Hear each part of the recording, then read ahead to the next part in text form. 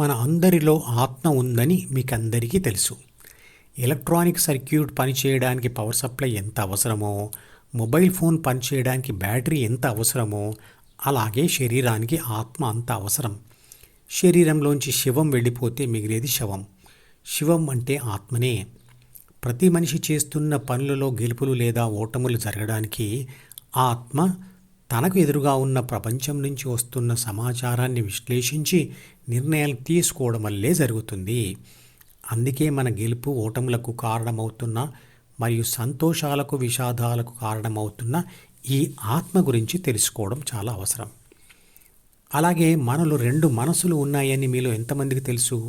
ఒక మనసు మీ తల్లిదండ్రులు మీకు ఇచ్చింది, రెండవది మీరు స్వయంగా ప్రపంచ అనుభవాలతో తయారు చేసుకుంది అని మీకు తెలుసా?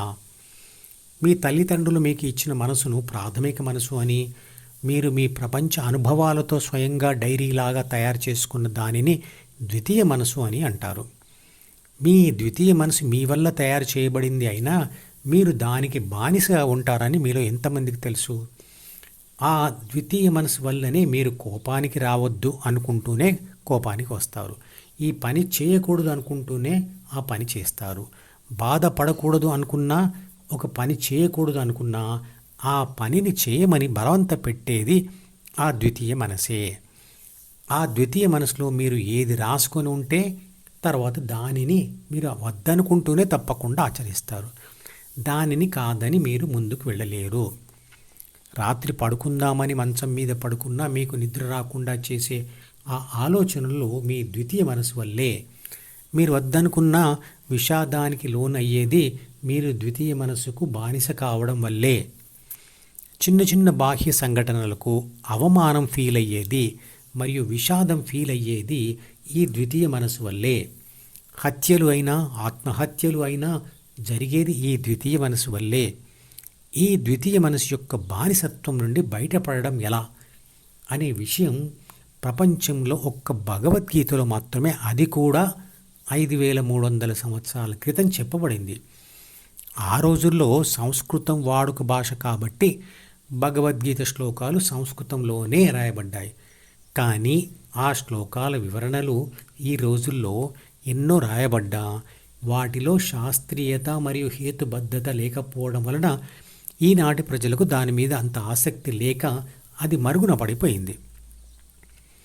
నేను అంటూ మీరు ఏదైనా చెప్తున్నప్పుడు మీరు మీ ఆత్మ చేసిన వాటి గురించి చెప్తున్నారు అని అర్థం చేసుకోండి. నేను అంటే నా ఆత్మనే. మీ ఆత్మ కూడా మీ తల్లిదండ్రుల నుండి వచ్చిందే. మీ తల్లిదండ్రులు ఇచ్చిన మీ ఆత్మ మీ ప్రాథమిక మనసు ఉపయోగించి ప్రపంచంతో వ్యవహరిస్తున్నప్పుడు తయారయ్యేది ద్వితీయ మనసే.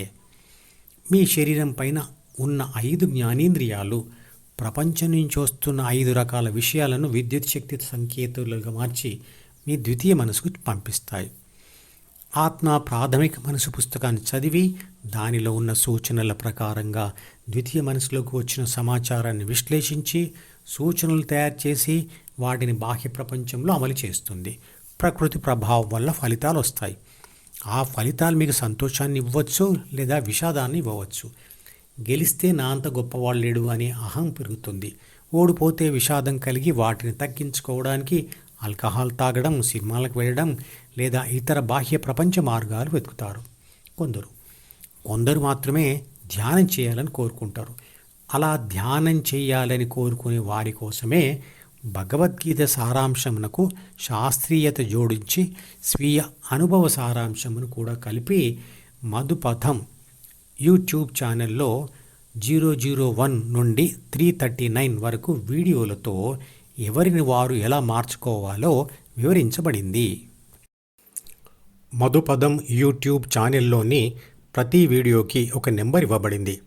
1వ నంబర్ వీడియో నుండి మొదలుపెట్టి వరుసగా చివరి వీడియో వరకు చూస్తేనే ఆత్మశాస్త్రం సంపూర్ణంగా అర్థమవుతుంది. ఈ వీడియో డిస్క్రిప్షన్లో ఉంచిన మధుపథం ప్లేలిస్ట్ లింక్ ద్వారా అన్ని వీడియోలు వరుసగా చూడవచ్చు.